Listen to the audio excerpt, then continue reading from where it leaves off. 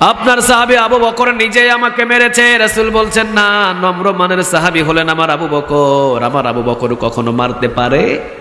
মেরেছে কোন সাহাবী? রাসূল বলছেন ওমর মারছে। ওমর গরম না নরম? আর জোরে বলেন, গরম না নরম?